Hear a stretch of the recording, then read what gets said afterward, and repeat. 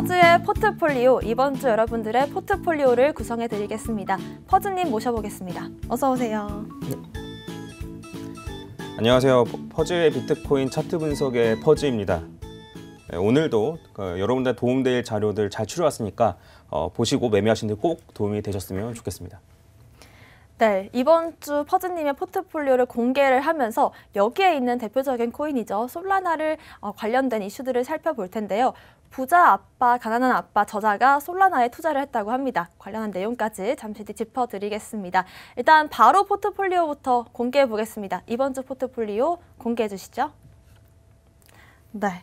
한번 짚어볼까요, 하나씩? 네, 그래서 지난주에 너무 시간이 없어가지고 잘 못 다뤄드렸었는데 포트폴리오는 기본적으로 지난주와 동일합니다. 그래서 이제 이더리움이 가장 비중이 높고, 그다음에 비트코인, 그다음에 솔라나 아이다, 그다음에 세타 토큰이었고, 지난주에 이제 베이직 어텐션 토큰이 추가됐었는데, 요 베이직 어텐션 토큰 같은 경우에는 이제 중심선에 다다랐기 때문에 그때 이제 추가를 시켰던 거고, 그다음에 만약에 이번에 볼린저 밴드 하단선까지 터치를 했었으면 아마 코인을 하나 제가 더 추가를 해드렸을 텐데 아직은 터치하지 않아가지고 이런 포트폴리오라고 보시면 될 것 같습니다.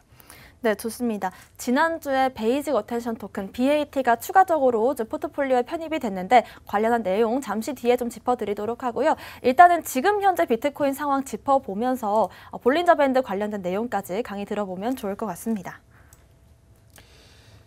제가 이제 볼린저 밴드만 알려드렸기 때문에 네. 이제 볼린저 밴드를 가지고 이제 좀 설명을 드리고 있는데 차트를 잠깐 보시면은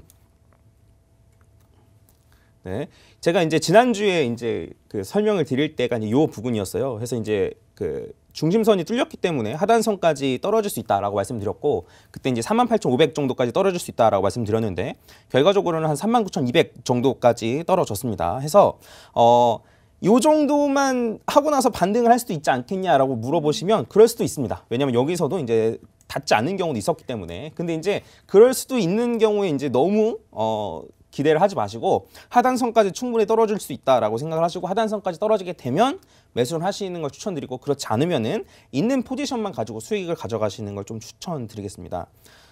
그리고 요거 관련해서도 저한테 질문을 주신 분들이 계세요. 요번에도 반드시 반등을 하는 게 맞냐, 하단선을 터치하면 반드시 반등을 하는 게 맞냐라고 물어봐 주시는 분들이 계셔가지고 저는 반등을 할 거라고 좀 생각을 하지만 역대 비트코인이 이러한 케이스, 그러니까 이제 하락장 이후에 옆으로 이제 횡보하는 케이스일 때 요 하단선에 터치하면 반등을 하느냐, 중심선까지 반등을 하느냐, 이러한 케이스들을 제가 전부 다 찾아봤습니다.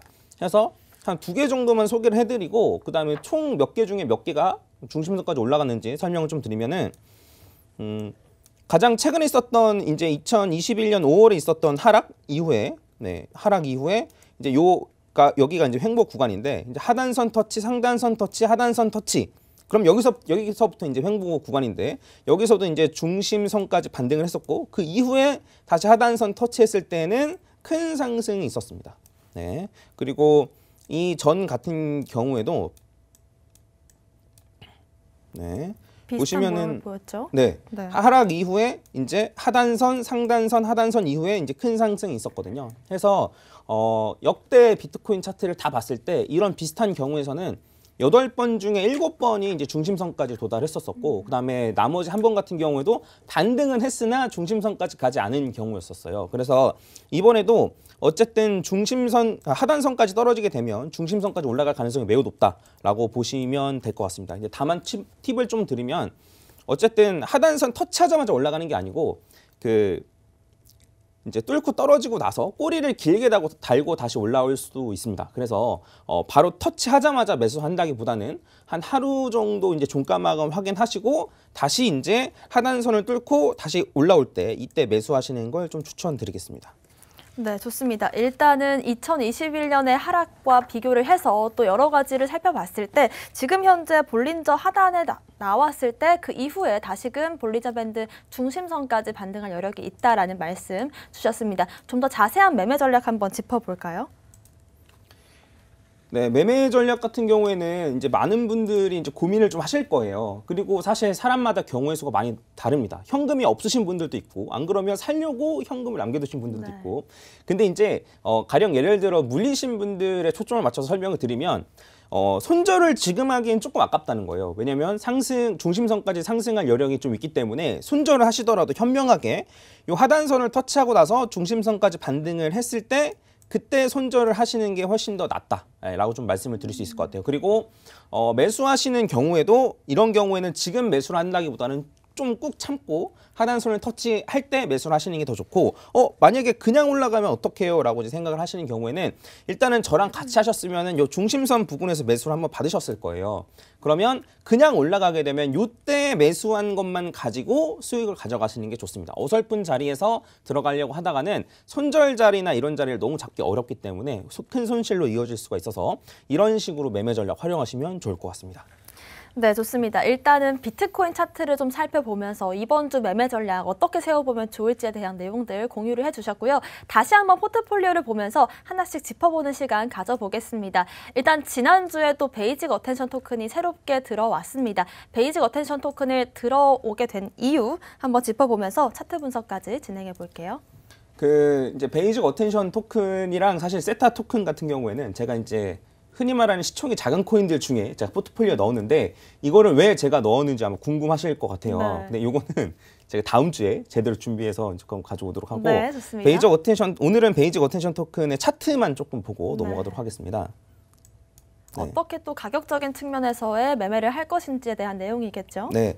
해서 이제 1, 2, 3, 4로 이어진 시나리오가 지금 아슬아슬해요. 깨질 수도 있고 깨지지 않을 수도 있는데 근데 이제 만약 이 시나리오대로 그대로 간다라고 하면 한 1,600원 정도까지도 올라갈 수 있고 근데 그렇지 않다 하더라도 저점만 깨지 않으면 이제 2월에 있었던 저점만 깨지 않으면은 1, 2로 가는 시나리오 1, 2 이후에 3으로 올라가는 시나리오가 다시 계속 진행이 될 수 있거든요. 그래서 이거 같은 경우에는 저점만 깨지 않으면 사실 상승하는 데 크게 무리가 없다라고 생각을 해주시면 좋을 것 같고 그러면 도대체 어디에서 매수를 해야 되냐라고 고민 중이실 텐데 이런 경우를 대비해서 제가 지난주에 알려드렸죠. 적립식으로 분할로 매수하시는 게 제일 좋습니다. 그래서 이런 경우에는 그냥 올라가도 평단가가 좋게 맞춰지고 그다음에 떨어졌다 올라가도 평단가가 좋게 만들어지기 때문에 혹시 기억이 안 나시는 분은 지난주에 방송을 다시 한번 보시는 걸 추천드리겠습니다. 네, 일단 가격적인 매매 전략을 세워주셨는데 만약에 이렇게 좀 매매 타점을 잡기가 나는 어렵다라고 하시는 분들 같은 경우에는 좀 안정적으로 우리가 평단을 가져갈 수 있는 그런 방법을 또 지난주에 공개를 해주셨거든요. 적립식 투자가 궁금하신 분들은 지난주 방송 참고하시면 좋을 것 같습니다. 일단 그리고 또 포트폴리오를 살펴보면 단연 이더리움과 비트코인의 비중이 높기는 합니다만은 솔라나의 비중도 어마어마하거든요. 관련해서 이슈를 한번 제가 준비를 해왔습니다.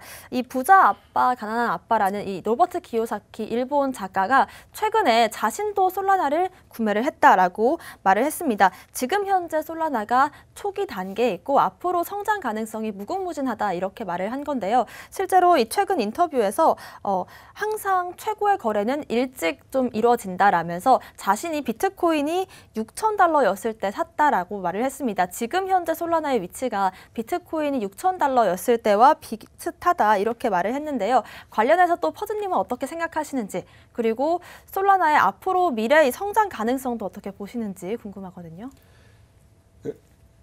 이제 이더리움과 그 친구들이라고 이제 저는 얘기를 하고 싶은데 이제 그거를 조금 깊게 이제 공부하신 분들은 솔라나가 정말 뛰어난 플랫폼이라는 건 다들 알고 계실 거예요. 그래서 제가 이따가 좀 설명을 드리겠지만 이더리움 2.0 업그레이드 하고 난 이더리움과 비교를 해도 더 앞서 나가는 부분들이 많거든요. 그래서 이제 그레이스케일이나 그리고 또 저나 이렇게 포트폴리오에 넣은 게 아닐까라고 좀 생각을 합니다. 그렇습니다. 실제로 지난주에 이 그레이스케일의 포트폴리오를 비교를 해봤을 때 퍼즈님의 포트폴리오가 아닌가 싶을 정도로 굉장히 유사한 모습이 있는데 이렇게 좀 사람들이 좋게 본다는 거 그리고 굵직한 기관들에서 좋게 본다는 건 그만한 이유가 있겠죠. 한번 이더리움 2.0이 됐을 때와 비교를 해보는 시간 가져봐도 좋을 것 같아요. 네.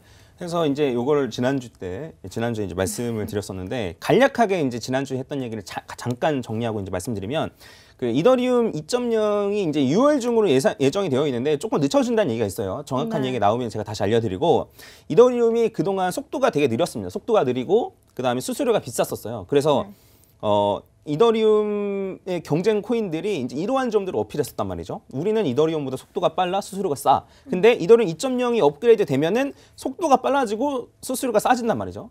그러면 기존에 있었던 이제 코인들 같은 경우에는 이더리움 2.0이랑 비교했을 때 속도가 빠르거나 수수료가 더 싸지 않으면 메리트를 많이 잃어버리게 됩니다. 그래서 이러한 부분들을 한번 좀 살펴보고 이더리움 2.0이 됐을 때 어떠한 코인들이 더 치고 나갈 수 있는지 이런 것도 한번 살펴보도록 하겠습니다.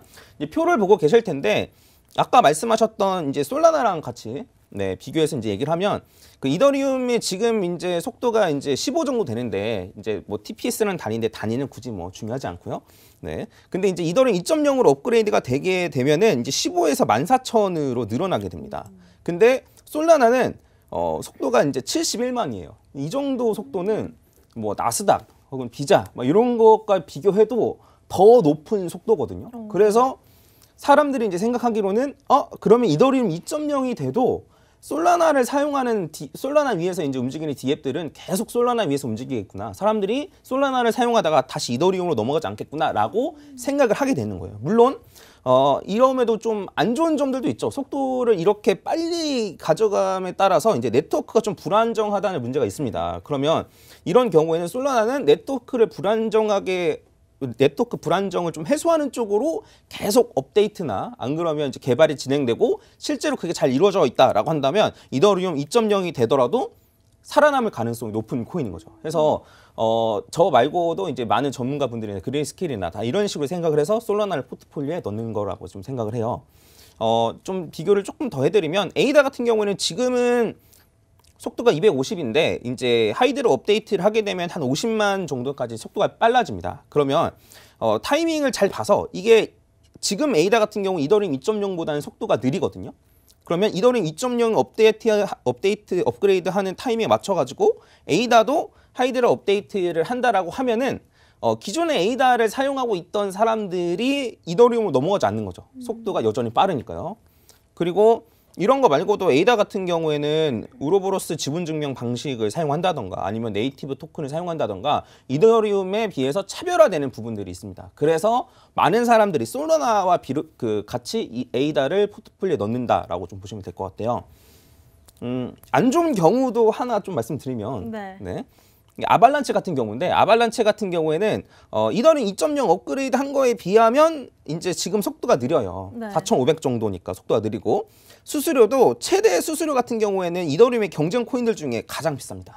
네. 근데 아발란체가 계속 얘기해 왔던 게 이더리움의 대체제 코인이라는 걸 홍보를 많이 했었어요. 하고 그다음에 추가적인 특징 중 하나로는 이더리움에서 넘어오기 쉽다. 네? 이러한 그 특징이 있는데 그럼 반대로 말하면 넘어가기도 쉬운 거거든요. 다시요? 네, 다시 넘어가기 쉬운 거거든요. 그래서 이더리움 2.0으로 업그레이드 되면은 속도도 이더리움이 더 빨라, 수수료도 더 싸.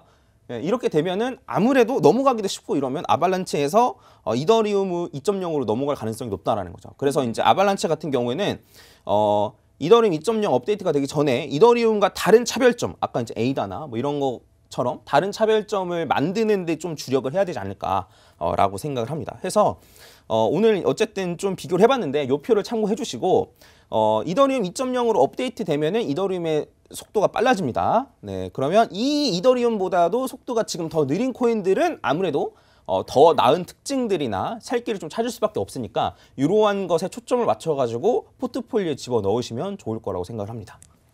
네, 좋습니다. 이더리움과 그 친구들이라고 말씀을 해주셨는데 일단은 올해 가장 좀 큰 이슈가 이더리움 2.0이기 때문에 이더리움 2.0이 성공적으로 좀 완성이 됐을 때 영향을 받는 코인들을 한번 살펴주신 것 같습니다. 특히나 솔라나 같은 경우를 본다면 이더리움 2.0에서의 이 속도가 4,000 정도인데 거기에 비해서 솔라나가 71만이라는 건 어마어마한 그 강점이 있는 거거든요. 하지만 이렇게 좀 강점이 없는 코인들 같은 경우에는 7월 이후로 좀 약세를 보일 수 있다는 점 참고를 해보시면 좋을 것 같고요. 이 표를 좀 캡처를 하셔서 갖고 계시는 것도 좋을 것 같아요. 일단 이 표에 있는 다른 코인들을 살펴보면 폴카닷이나 에이다, 아발란체, 루나 이렇게 있는데 루나 같은 경우에도 사실은 이 속도 측면에서 많이 좀 뒤처질 수가 있기 때문에 이런 부분들을 참고하시면서 매매를 하시는 게 좀 더 안정적인 투자로 이어질 것 같고요. 그런 의미에서 또 에이다도 담겨 있는 거겠죠?